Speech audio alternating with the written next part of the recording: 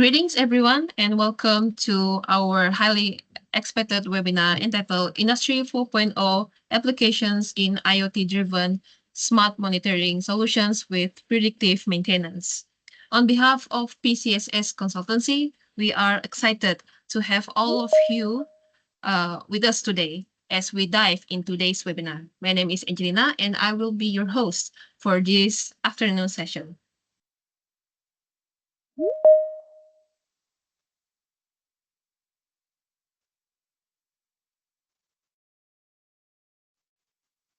Right. So before we begin, let's go over for a few housekeeping details to ensure for a smooth and engaging webinar experience for everyone.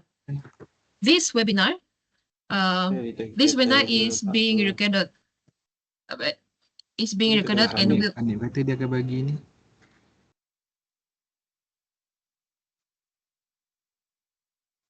This webinar is being recorded and will be available on our official YouTube channel. So if you miss anything, you can revisit our YouTube channel later on, and don't forget to subscribe. Secondly, please keep your microphones muted to avoid background noise and ensure clear audio for everyone. As we highly encourage active involvement from our audience, please feel free to drop your questions in the chat box throughout the session. The moderator will do his best to address them.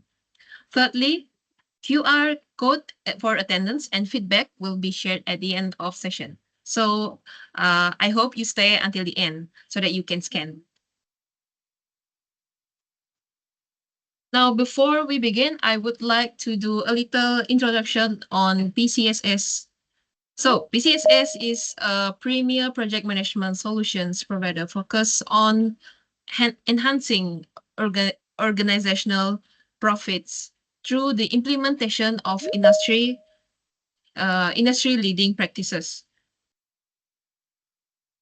With expertise spanning from project management offices, software training, integration, planning, and team management, we want to ensure our clients to achieve sustained success in project delivery.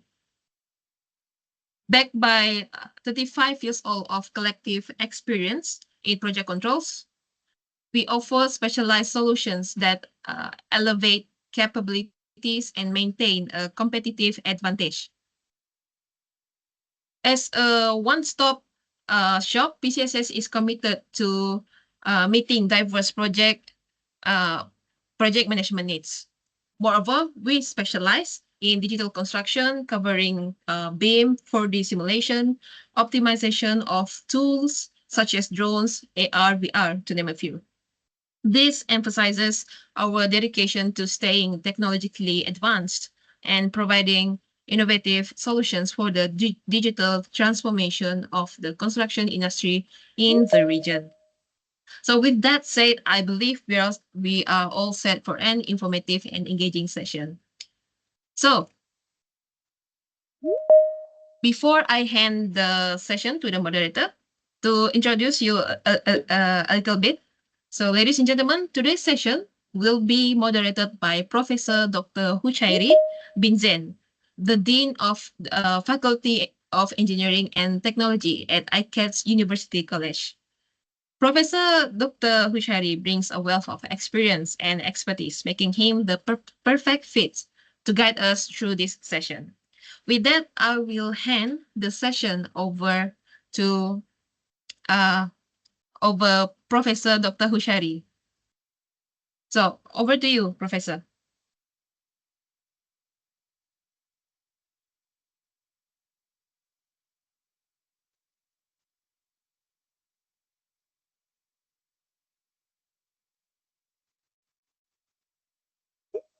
All right. Can you hear me? Hello? Hello. Can you hear me? Yes. Okay. All right. Thank you very much, Angelina. Yeah, you're welcome. Okay. Assalamualaikum and good afternoon, everyone. Thank you for joining us today for this interesting and forward-thinking webinar. on Industry 4.0 application in IoT-driven smart monitoring solution with predictive maintenance. So we are truly excited. I believe there are a diverse group of participants joining this webinar today, from industry professionals and academics to students and also tech enthusiasts. So as we navigate through the fourth industrial revolution, technologies such as the Internet of Things, AI, machine learning, and predictive analytics, they are transforming the way we operate, the way we maintain and optimize our industrial system. So today's session will explore how this innovative coverage to create smarter, more reliable monitoring systems that can predict failures before they happen. So this will save time, reduce costs, and improve overall efficiency. So we are honored today to have a highly accomplished and experienced speaker with us who will shed light on real implementation of these technologies and inspire us with practical insights from these fields. So to introduce the speaker, right? It is my pleasure, right? Honored to introduce Mr. Yuvarajoo Subramaniam, right, our speaker today.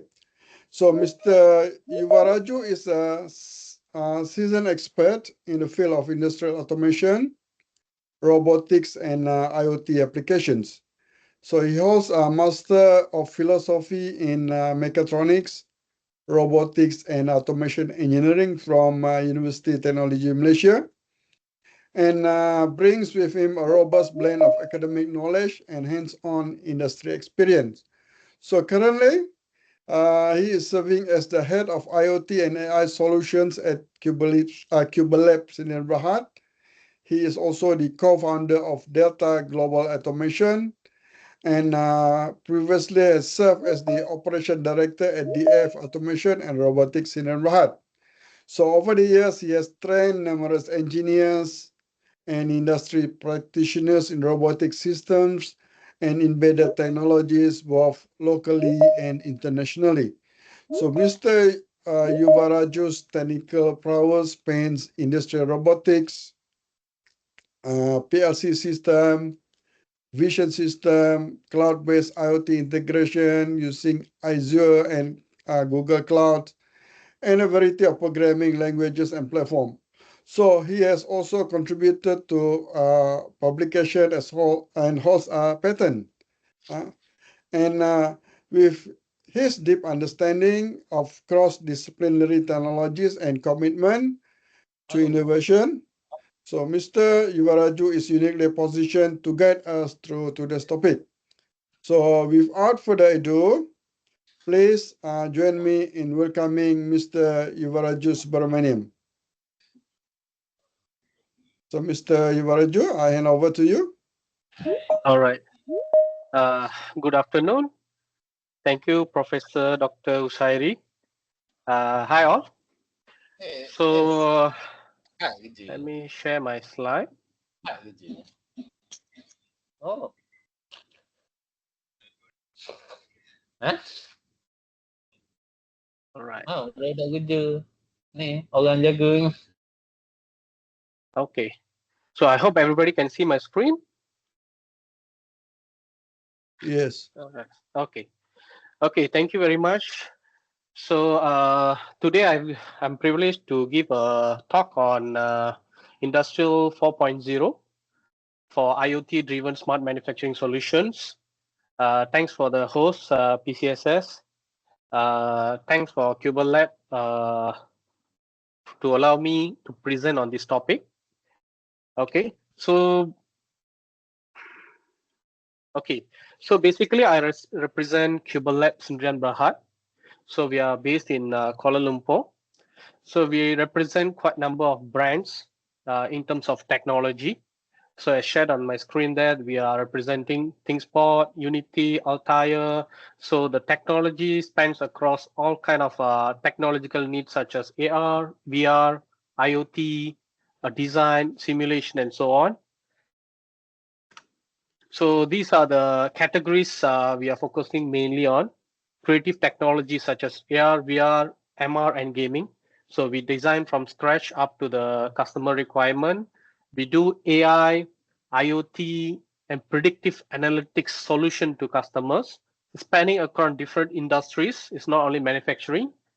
We have robotic and automation solutions, additive manufacturing such as 3D printer, 3D printer courses, and so on, simulation engineering, and we primarily focus on industrial certification and teaching factory. Okay, that's basically about us, Cuba Lab. So on today's topic, we'll be focusing on Industrial 4.0. So our focus topic will be IoT-driven smart monitoring and predictive maintenance. Okay, so throughout this topic, you can post your questions in the chat box. So we'll try to address at the end of this talk on the questions. It can be anything from ranging of IoT devices and any issues you are facing in your industries. We can address whichever related to IoT. All right. So what is IoT? So I believe everyone have come across this name IoT. So it's basically Internet of Things. So Internet of Things means it refers to physical devices.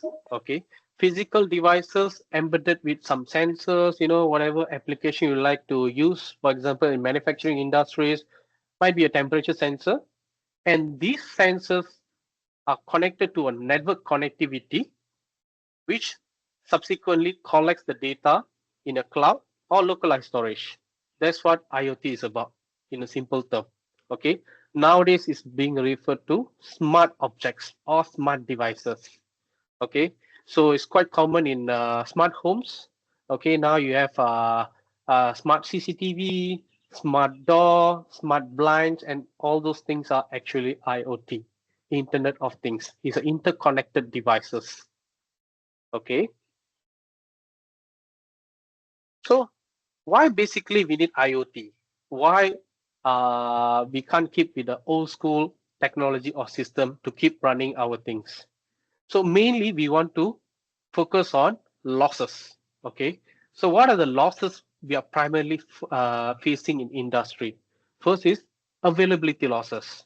So availability losses means unplanned stop, planned stop. Performance losses, small stop and slow cycles. Okay, there's no performance.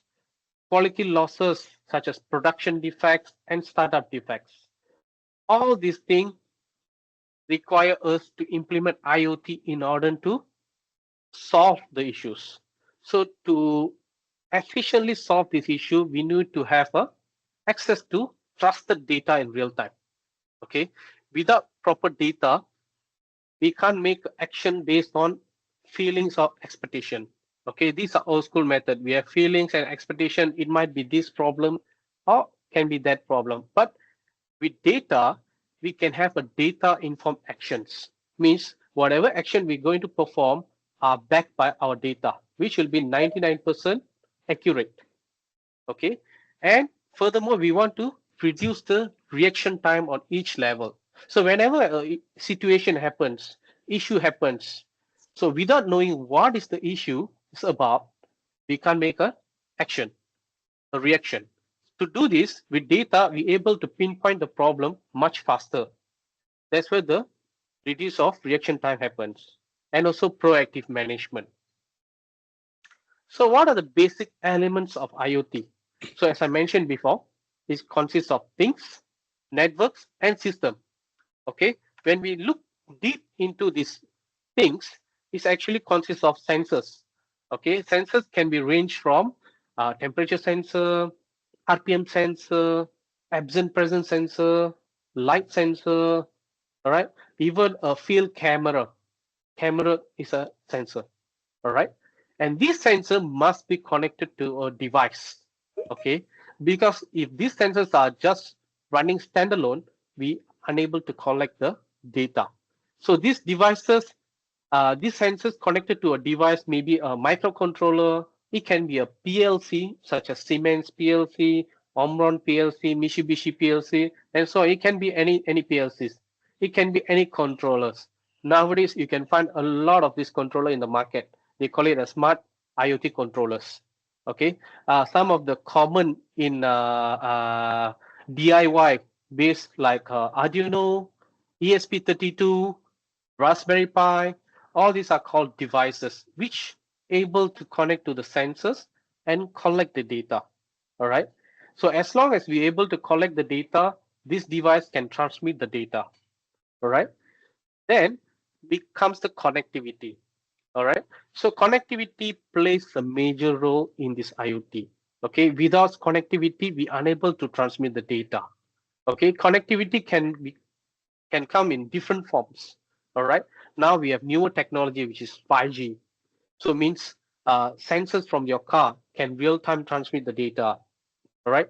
Factory to factory communication, factory to cloud communication, all can be done in a faster manner using 5G. We have 4G, LTE, 3G, even 2G. We have LoRa. So if you take about agriculture, or you're talking about long distance communication, that's where the LoRa comes in. Okay, it's a low latency data transmission, which able to span across kilometers. Okay, so we use a lot of this LoRa communication in outdoor fields. We have Zigbee, Wi-Fi, Bluetooth. All these are connectivity part of IoT. So once this connectivity has been established between device, it need to send the data to a cloud computing. Okay, so cloud computing means is something on the cloud or something on the internet or remote servers. Okay, it not necessarily need to be in remote. It can be a localized in your factory. Okay, nowadays with all this data protection, so a lot of company requiring the server to be localized. Okay, so this localized server can be in your HQ, headquarters. So such a case that you have factory A, B, C, and all this data populated into your HQ. Okay, that can be called as a cloud computing as well. And then at the end of the day, you need to have analytic and data processing software. All right, means it collects the data, keeps in the database, and finally we need to have a means to use the data to make a decision. Okay, so that can be any type of IoT software. Maybe I can share a little bit later on what we have on our end to process all this data. Sorry. So basically, what are the advantages and challenges in this IoT? So advantages is pretty straightforward. We can see increased efficiency because we're able to identify the issues faster manner, improve decision making decision making through data analysis or data driven decisions, enhance convenience and cost saving. But whenever there's a new technology breakthrough or new technology implementation, it always comes with challenges. All right. So the first challenges we are looking into IoT is privacy concerns. So privacy concern means the data. So whatever data we are collecting are from a personal company or it's a company related data. So whenever we are storing this data, we need to adhere to the company policy. All right. And the next thing is if system fail, let's say if there's a system failure, if we are depending highly on this IoT, it can cause disruptions. Okay. And also the next big topic is security vulnerability. So nowadays, if you can see, there's a lot of cybersecurity issues, whichever related to data, it can be hacked and it can be collected and sell in black markets. And also we have potential job displacement. So even though we have all these challenges, there are always a way to mitigate these challenges. Okay, so all these issues I highlighted just now, it can be solved with the proper planning and proper implementation of the IoT. All right, so it won't be 100% perfect, but we need to continuous. It's a continuous solution or continuous upgrade we have to implement in order to always stay ahead of these challenges. So when it comes to key metrics, okay, this is from industry. So if you can see, these are the potential losses we are facing in our production runtime. Okay, it can be production of maybe agriculture field, production of a manufacturing field, uh, building a building, and all these are related to these key metrics. Okay, so we have a lot of unplanned, unscheduled shift, and then we have planned downtime such as scheduled maintenance. For example, if you take construction, so you have a scheduled maintenance of maybe a lift, a crane, and so on. And then there's availability losses such as breakdowns, sometimes approvals, material, no personnel, and so on. And performance losses, micro stoppages, running less than ideal cycle time, and finally, quality losses. So when we have a net operating time and we still have a quality losses, is going to affect the entire production cycle. All right. So these are the losses we're trying to overcome with IoT and predictive maintenance. So this is another chart showing a break even between the losses and also profits. All right. So I'll just skip this slide. So when we come to IoT, so it's not just started in 2025. So it started way back in 18th century. Okay, so it started with first industrial revolution, then it went to second industrial revolution, third when the computers and internet-based knowledge are introduced, it's happened in late 20th centuries, and fourth industrial revolution happened in early 21st century, where we started to implement IoT, data collection, AI, and so on. So now we are currently in between of fourth industrial revolution and fifth industrial revolution. Okay. So what industrial revolution 4.0 really solving the issue? Okay. So when we come to any production or any implementation, it used to be manual workforce. So what happens is that when you collect the data, you collect like daily basis, but the processing of data, it takes time, sometimes weeks, sometimes months. So what we are trying to solve this is by having the real-time analysis on the front line.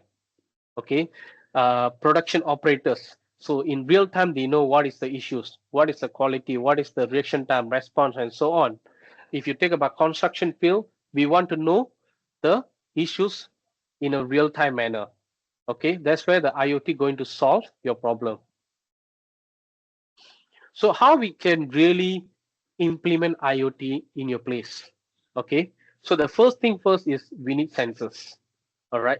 So any part of your job or machines, we need to introduce some sensors.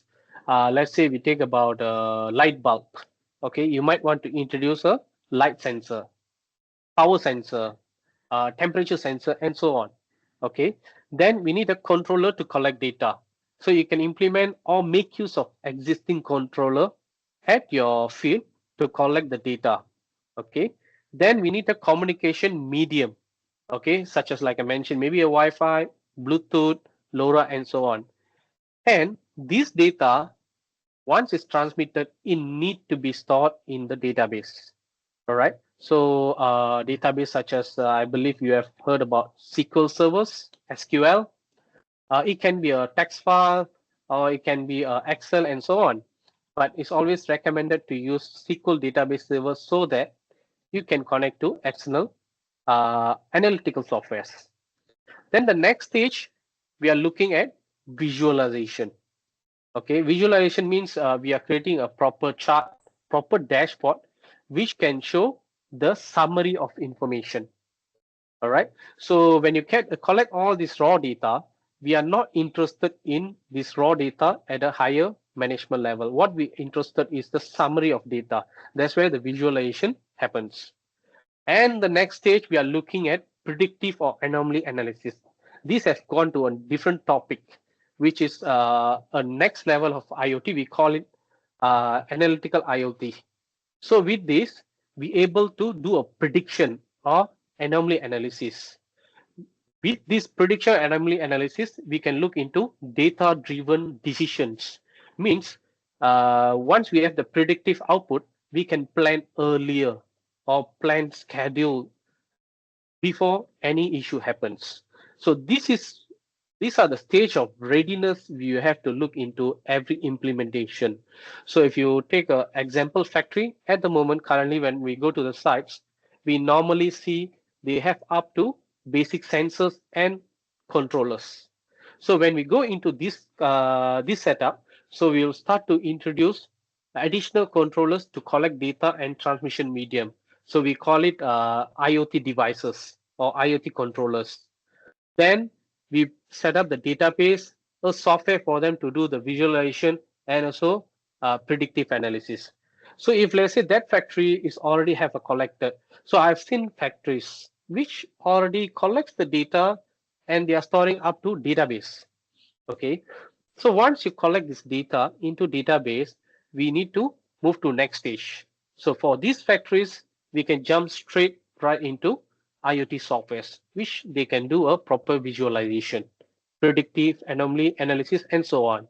So we have to always evaluate each field or implementation in order to find what is their readiness level before we can move forward with our recommendation how to move further on IoT. Okay, so when come to connectivity, I believe a lot of your site might be wondering what kind of connectivity uh, in available in the market. Okay, so there are actually two type of connectivities. One is data based communication and IO based communication. Okay, we always try to minimize IO based communication because it's really less flexible. Okay, when talk about database communication, we are looking at all these field bus or industrial field bus communication. It can be like TCP, SMS, Telegram data. Sometimes can be data from your USB drive. If you talk about robotics, we have live movement of the robotics data, and all these are data-based communication. All right. So with this, we're able to get a more in-depth detail about particular equipment. And all these need to be real-time communicated with the central server.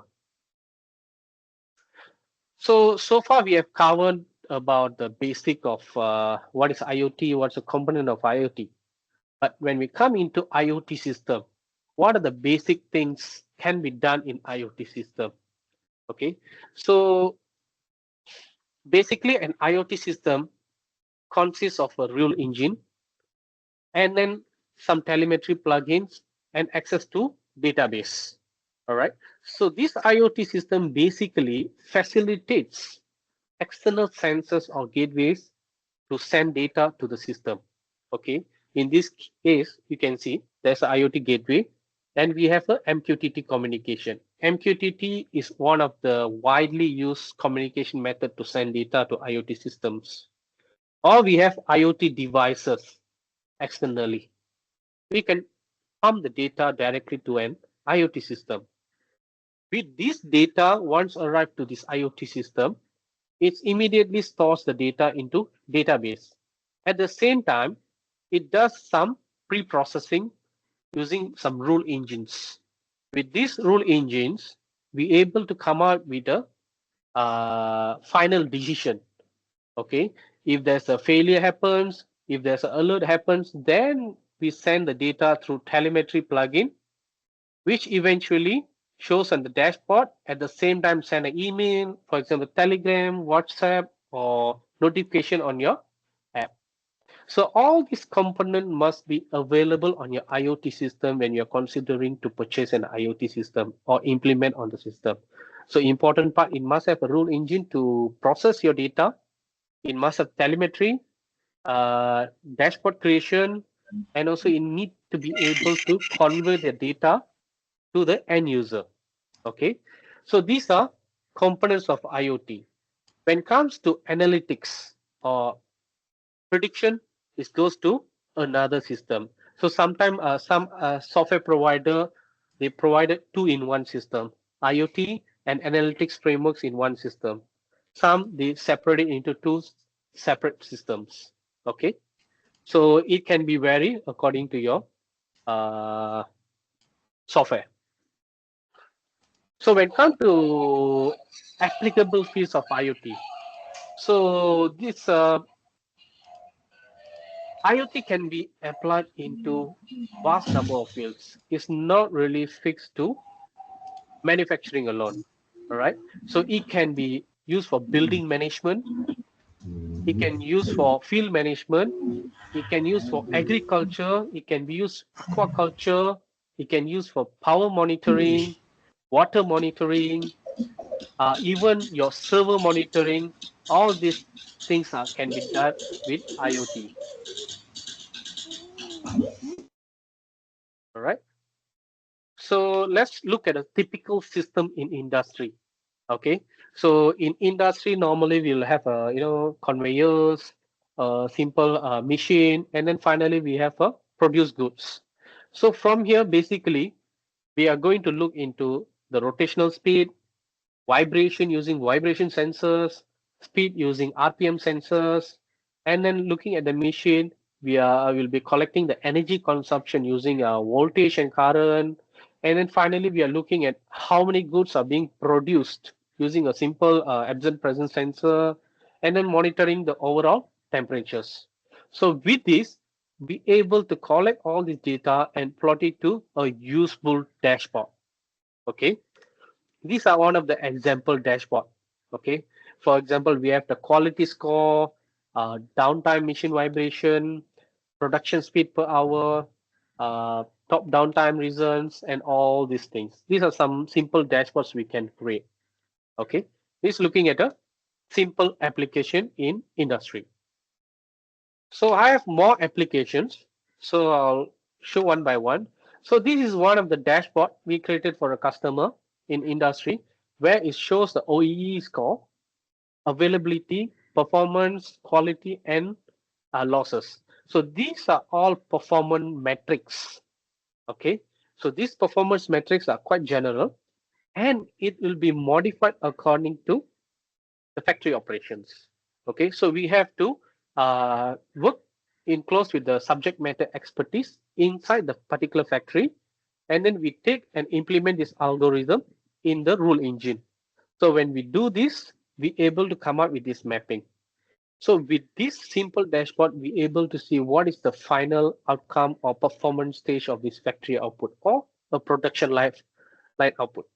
From this top, we can go for top-down approach, where we able to focus into where are the issues happen to bring this OEE score to 100%. All right. So usually in a typical manner, how this being done is they're going to collect the data for a couple of days, and then they put it into Excel, and then someone need to spend some time to do the charting, summarize the data, and so on. But once we implemented this, we able to get this data in the fingertip. All right. Anytime you can view in your computer, your phone, anywhere around the world. All right. So these are quality metrics. So it goes by machine. So different type of dashboard we can create to accommodate the user needs or the analytical needs. And this is some simple front-end dashboard for operator to view what is the target and actual production outputs and the availability of the machine, stops, and so on. This is a similar thing. So we have a different kind of charts to look into.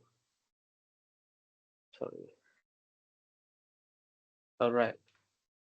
Then we have a heat map, and we have different type of charts plotted per machine. Okay, this is a different field. We call it energy monitoring. Okay, so with this energy monitoring, we able to read the data from the machine, how much the voltage, frequency, ampere, energy consumption. This type of dashboard typically we use for building monitoring. All right, so we can go by zones. So we will install CT clamps, voltage meter to get the data live from the equipments or building subsection of the buildings directly into this system in order to monitor the data. And we can create real-time alarms. For example, so at night after 7, there should be a minimal level of energy consumption on the building. Okay, but there are higher level of energy consumption going on the building. So with this, we can set a threshold to give an alarm. So when this alarm generated, it will be sent automatically to the respective person to look into why this energy consumption happening during non-office hours or non-factory hours. So it might be probably leading to some motors or some lighting are not being turned off. So with this kind of real-time information, you're able to take immediate decisions to ask the security or someone to go and attend to the problem immediately to turn off the electricity. Or else this energy consumption goes on throughout the day. If let's say it's a public holidays, it's going to be throughout the public holidays. All right. So this is one of the example of energy monitoring. And then we can implement fleet tracking. So fleet tracking, basically we are monitoring the fuel consumption, the distance of movement, whether the fleets are on track and so on. And when coming to agriculture monitoring, so we have installed a couple of agriculture monitoring sensors in Malaysia, such as wind speed. We monitor soil fertility using NPK sensors, rain patterns, and so on. This data will be plotted on these dashboards to view the real-time data or real-time issues at the site. Okay, sometimes you might have field, might be some hectares of field. You're unable to monitor what is the soil condition across the field. So what we'll do, we'll implement a few of the soil monitoring sensors across the field. Then we're able to see the nutrient pattern on this IoT dashboard. And this is water monitoring. So we basically want to monitor the water consumption, let's say for the building or even to a water plant, even for water distribution system and so on. And we can generate active alarms, so on. This is another example of smart water metering. Okay, so it means we have a couple of meters across a field or area. Then we able to monitor all kind of pressures, volumes, consumption, and so on. And this come to retail monitoring. So this basically we are detecting the number of users, status of freezer, status of door sensors, motions, water level, and so on in your equipments. And this is air quality monitoring. So we are installing air quality sensors across a large span of area, and be able to build this kind of nice dashboards to visualize and also to provide instant air quality readings to HQ, so that appropriate action can be done, such as maybe haze or maybe a sudden rise in nitrogen dioxide or sudden rise in ammonia levels, which can be harmful for users and so on. So far what we have covered is looking into IoT. So once we have done with IoT, what is next on IoT? All right. So these topics always comes in for my every presentation. So let me cover a little bit about what happens after IoT. That's where the intelligence comes in. Okay. So nowadays there's a topic around everything AI.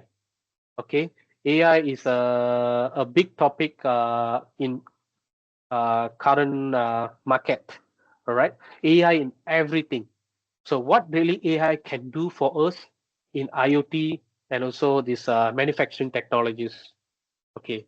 So when we are AI basically is pretty straightforward. It's actually involves two different topics, which is either machine learning or deep learning. Okay, these two actually are said as AI. Okay, when we are doing machine learning or deep learning, we always need to have data. Okay, once we have this data need to be trained in AI algorithm in order to produce the intelligence. All right, so that's where the predictive maintenance comes in. Okay, what is predictive maintenance? So predictive maintenance basically it analyzes the condition of connected assets continuously, okay, to reduce the likelihood of unplanned downtime or unplanned issues. Okay, means it always going to alert you earlier with the data what is being trained on. So predictive maintenance basically targeted to decrease downtime, increase greater worker productivity, reduce field service costs, improve product design, improve worker safety. Okay, so there are two type of maintenance in the field. There's old school is condition based monitoring, and the newer is predictive maintenance. So what is condition based monitoring? So condition based monitoring basically we only able to attend to the issues when the issue really happened. Okay, so basically when you have for example a motor, so when the motor really fail or the temperature really gone up to a certain extent, then only be able to finalize that the issue is happening with the motor. But with predictive maintenance, we able to predict when this issue really going to happen.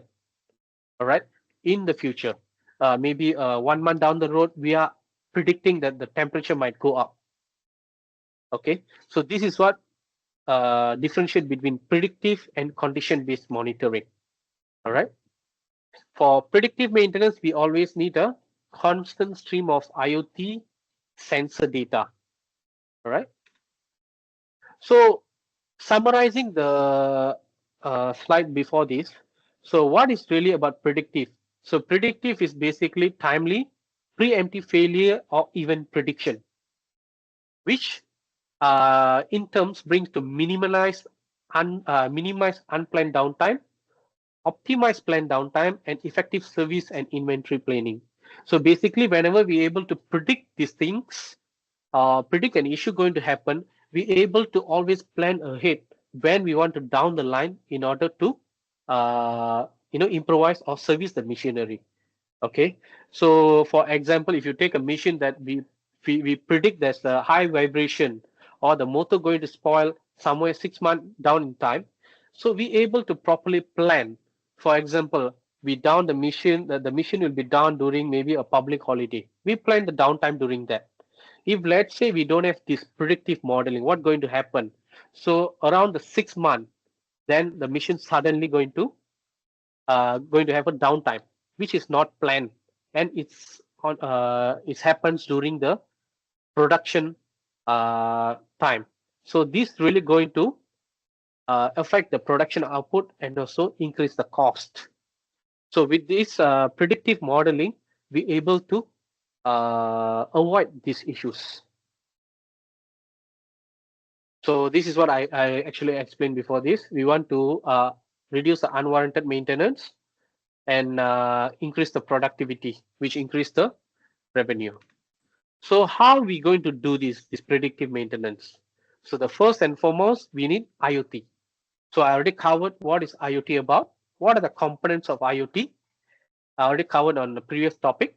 So this is what main prerequisite to prepare for predictive analysis. Next, using this data from IoT, we need to build the predictive model.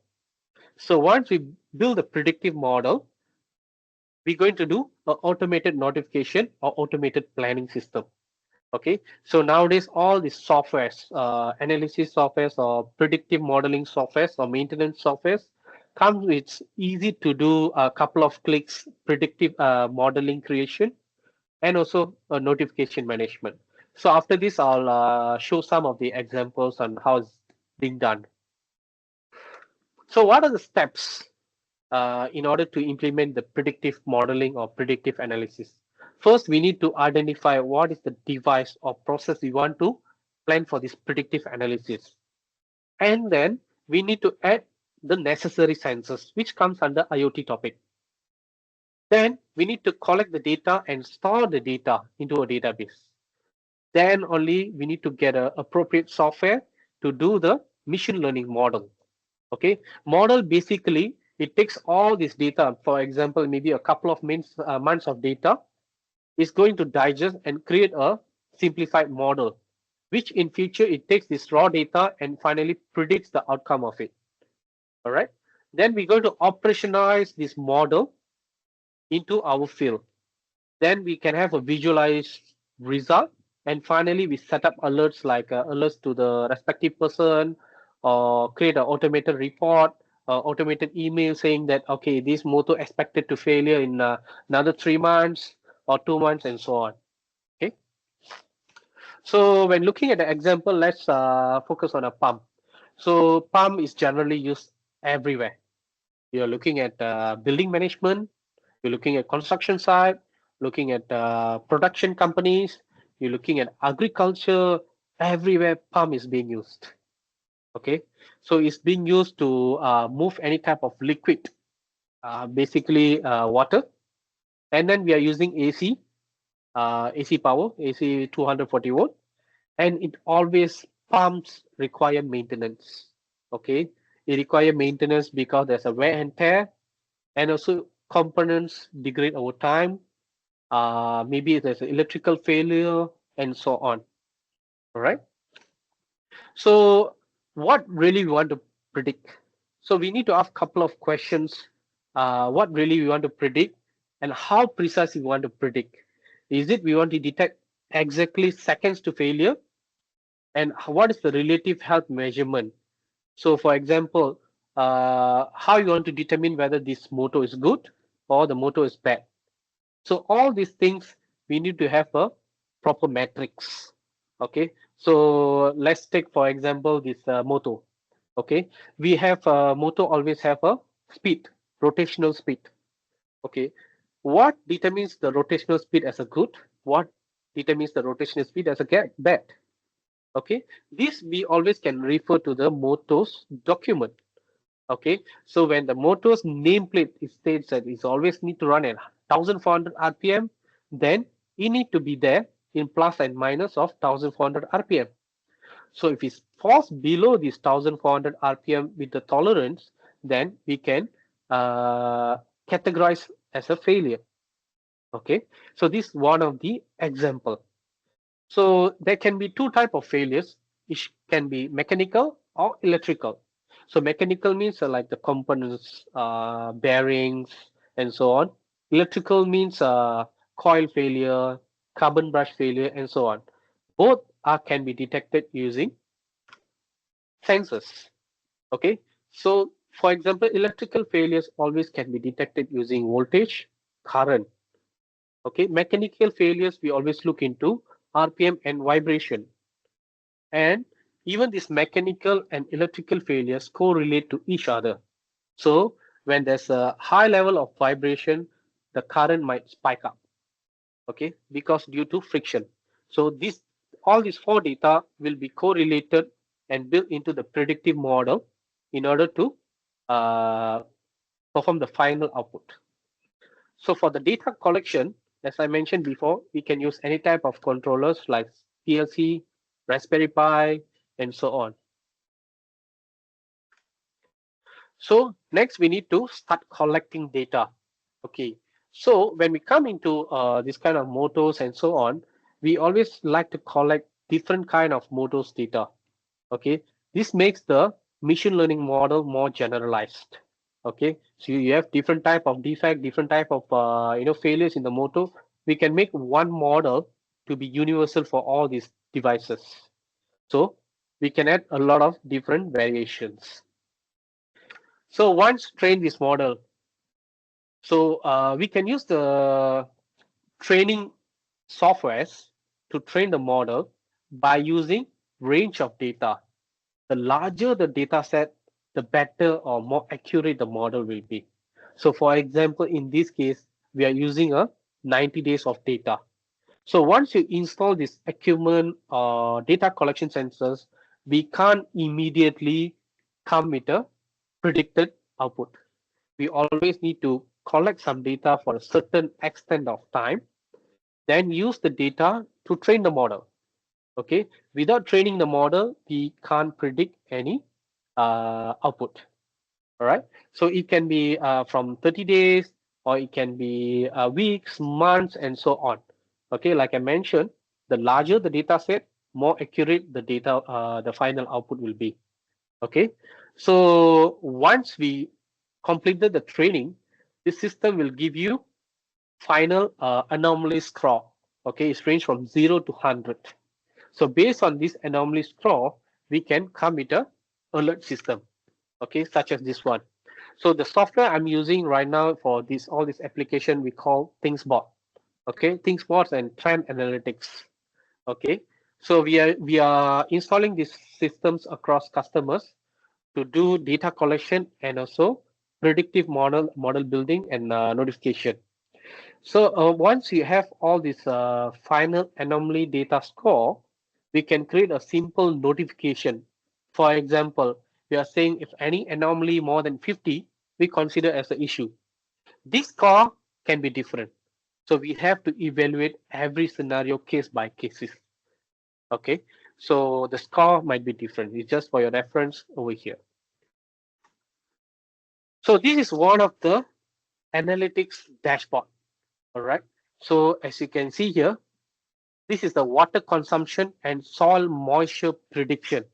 Okay, so we already taken the old data and build the models, and we are doing a forecasting over here. Okay, so these are forecasting areas. Okay, so we are forecasting there'll be a 23 liter of consumption in future. Okay, this is some of the anomaly or forecasting methods. Okay, so this is for the heat pump anomaly model. So we are getting different kind of scores. So this basically detecting the failures of motor.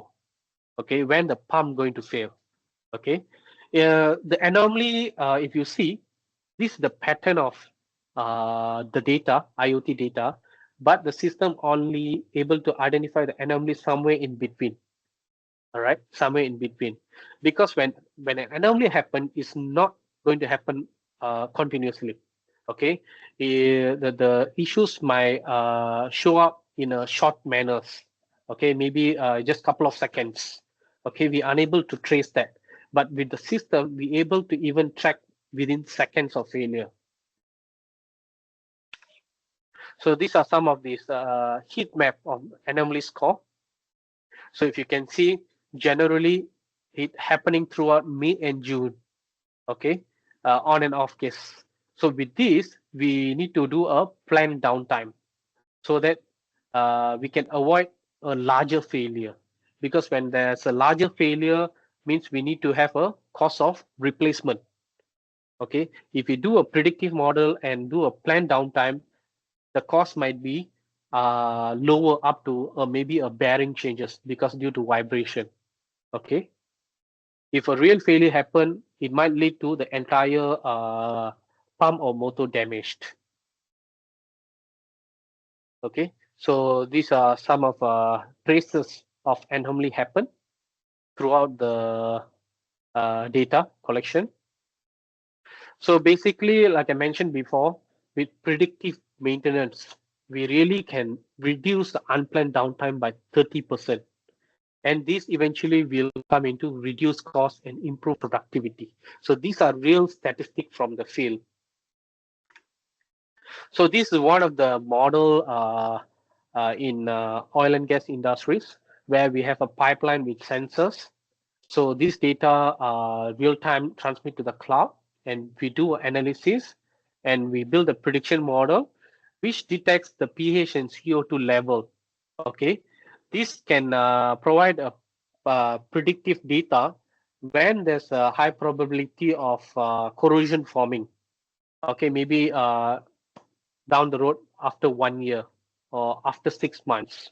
So we can have this kind of charting to the operator. All right. So this is one of the dashboard for industry. And this is the predictive data. These are real-time data and these are predictive data mapped into the graph. Okay, basically this is the energy consumption. So at the end of this topic, I have two application scenarios. So it's just a simple illustration what can be implemented in water monitoring and also energy monitoring. So typically in water treatment plant, we have a process layer starting from water intake up to distribution channels. Okay, but what we are facing over here is we don't have any real-time data. Okay, no data logging or no alarm feedback and no analysis so on. Okay, but when come to this water treatment plants, they already have a data monitoring for their plants alone. Okay, they have SCADA system, but we do not have a connected data from the water intake until distribution. Okay, so there is lack of data. So what we can implement is a simple architecture of data collection. Okay, it start from end user smart meters. It can be some distribution area smart meters, pressure observation, and so on. It can be translated into communication mediums, finally into our database, where our ThinkSpot processes the data and finally shows a useful real-time information into mobile application also web. This data can be fed to our trend analytics software to do anomaly detection. For example, so a common case in water pipeline is pipe burst or pressure drop. So normally when these things happen, we are normally we have to wait for end users complaint in order to take action. But when we have the smart meters or smart pressure observation sensors installed across these pipeline areas, we able to roughly pinpoint the issues which going to happen at the later stage. Means we can have a predictive modeling which able to tell you that there's a pressure drop going to happen in another 24 hours. Okay, and where it's going to happen. Okay, so this is one of the example architecture we can implement in pipelines and example dashboard. And some of the alarms we can generate automatically, send to the respective person. So what are the benefit of this system? We have a real-time feedback. Okay, means we don't wait for the end user complaint anymore. All right. So whenever this issue happening, we able to do a proactive rectification. Okay, we can have a threshold or limit monitoring, automated alarm system. We can send notification to email, WhatsApp, anywhere you like. And more importantly, you have data to back your action. Okay, and we can have predictive analysis, and further you can have a central monitoring station which you can view anywhere. So right now, most of your SCADA system are fixed to this building. So with your IoT dashboard, you can view this dashboard anywhere around the world. All right. And these are some of the equipments we can monitor and the parameters we can monitor. And for the water monitoring, we even can do a pollution detection. Okay, pollution detection in your reservoirs. Okay, maybe every 5 kilometers or 10 kilometers, we can install a pollution detection sensors, which eventually connected to our IoT dashboard and our predictive analysis model, which we can predict when there's a high pollution going to happen, which is the targeted area and so on. So when coming into power monitoring, this is the typical setup in a power generation up to end user. And these are the substations normally installed around countries. Okay, so what we can implement IoT over here. So basically, we can implement power monitoring such as current, voltage, and so on. temperatures, and so on, to avoid potential breakdown. So I believe you have come across a recent case in Mid Valley. There's a transformer burst. Okay, so this potentially can be avoided by using predictive modeling or real-time monitoring of temperatures, current use, and the power consumption. Okay, these are some of the dashboards of these three-phase meters and sample dashboards.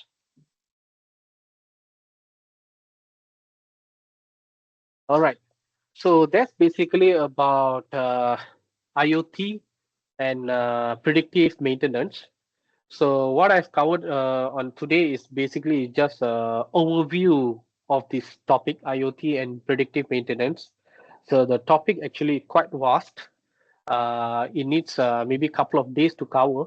So what I would like to pass the information to every end user that there are always solutions available in using IoT and predictive modeling to solve the current industrial issues.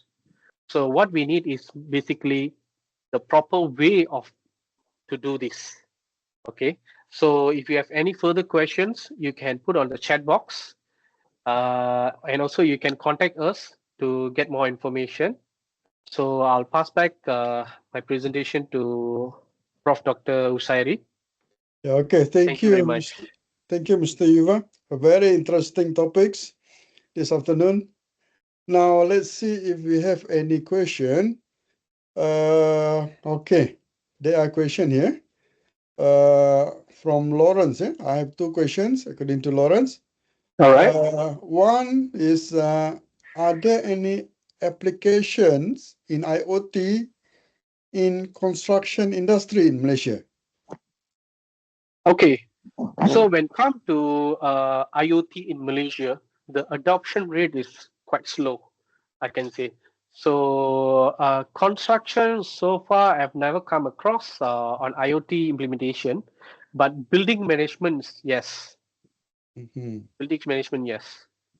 Okay. If you can, if I just want to add on the question, in Yes, sir. building management, what do they monitor? All right. What type of Okay. data are needed? Mm-hmm. Yeah, Okay, can sir. you explain? Okay, so building management basically it spans across a lot of different segments. Okay, let's say we take about typical industrial building.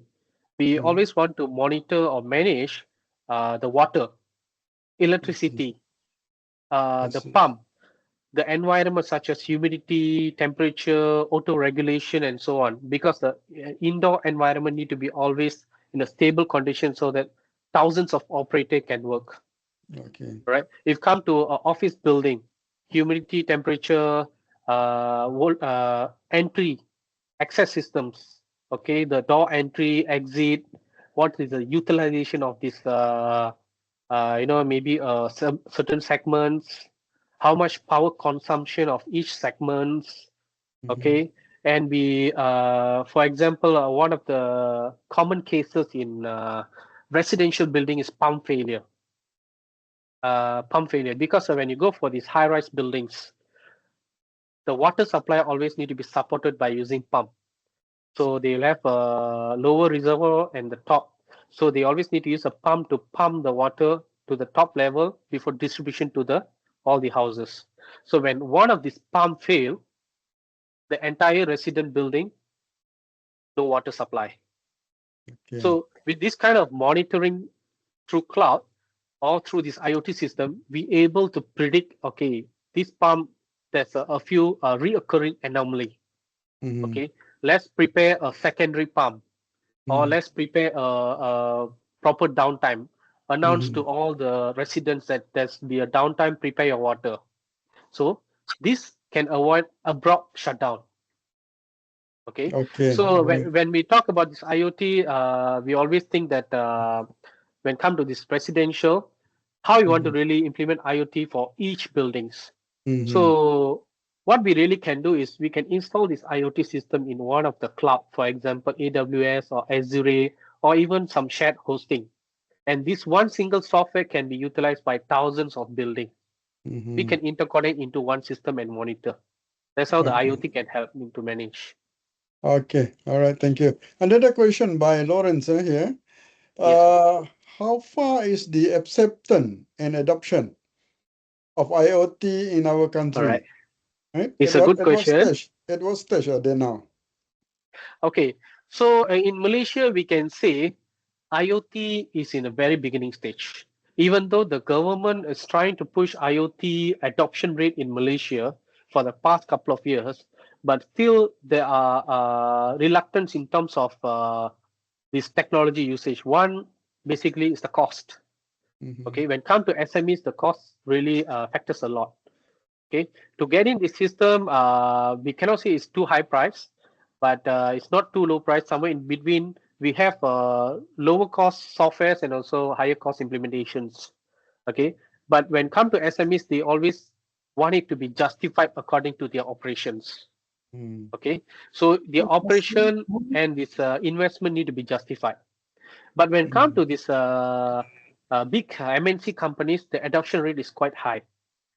Okay, they able to afford this implementation because it starts from the mission itself. You need to introduce hardware, you need to purchase software, you need to do final analytics. There's a lot of stage involved. So one of the primary issue is the cost for the Yes. SMEs. For MNCs, it's not an issue. It's just matter of because the machines they are owning sometimes very old. So transforming into something newer generation of data collection takes time. So that's Yeah. basically I can say probably about we are somewhere around 30 to 50%. Yeah. To me, I think, correct me if I'm wrong. Yes. I believe the low adoption rate is because there's not much talk being discussed on the successful stories of IoT implementation in Malaysia. We Yes. don't hear a lot about it. Not like AI, Correct. Yeah, I think this. Because before we really move forward with AI, we always need to have this IoT first. That's the first Yes, step. yes. Because without data, we can't do AI. Yeah. Everything we need But data. yeah, but that's why I said there's not enough successful story. Exposure, yeah. Yeah. People don't hear much about okay, this organization is successful using IoT and so on. So okay, Correct. moving on to other questions. Mhm. From T.S. Jong. T.S. Jong. The question is, what are the alternative system that can substitute IoT system? Any system that can substitute it? Okay. IoT basically is not really a system. It's a concept of data collection. Okay, the system can be anything. Okay, you can start from your even a simple software written in Python which collects the data and can show some visualization is considered as IoT. Okay, the when it comes to the system, it can be a very low end or it can be a very complex software. All right, any type of software, any type of brands which collects the data from these devices and able to visualize is called IoT. And importantly, you need to store the data. Okay, the softwares like I mentioned, ThinkSpot and ThinkWorks is one of the brand or one of the software types. So there's plenty in the market. Okay, I've seen in fields that I did some application which are not even using a commercial software. We just write a simple C# program which collects the data from the equipment and put a visualization and store this data for later analysis. That's considered an IoT as well.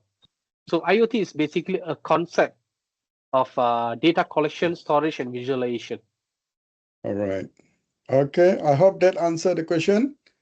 There are no more questions. So, okay, I think that will bring us to the close of our webinar.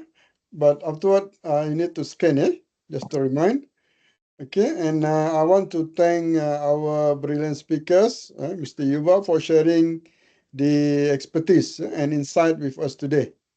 So I think we have covered a lot of ground on IT, from the foundation concepts of IT to the industrial settings and also to practical applications. which has also AI added to the IoT. And I hope all of you found it informative and inspiring. So a big thank you to all of you in the audience for your active participation. Your thoughtful question and engagements truly will enrich the discussion. So I encourage you to continue exploring the possibilities of this Industry 4.0 and how IoT-driven solution can revolutionize your operations. Right? So with that, thank you again for joining us. We hope to see you again if you have a future webinars, and have a great day. Thank you. So we pass back to Anjali. And we pass back to Angelina, please, for the court, I believe. Okay, give me a moment. Or is it photo taking? Give me, give me a moment. Hang on. Let me share my slides. Okay. Right. Thank you to Professor Dr. Hushairi and Mr. Yuvarajoo. Dear everyone, we have just been treated to an insightful presentation on the world of IoT, the world of IoT for predictive maintenance. So with that, in wrapping up the session, we would like to we have a moment ahead as we present the certificate of appreciation to Mr. Yuvarajoo for his contribution as today's speaker. Okay. So this is the certificate for Mr. Yuval. Thank And you. not to forget, we would also like to thank Professor Dr. Hushairi for his commitment in moderating the this webinar. Thank you.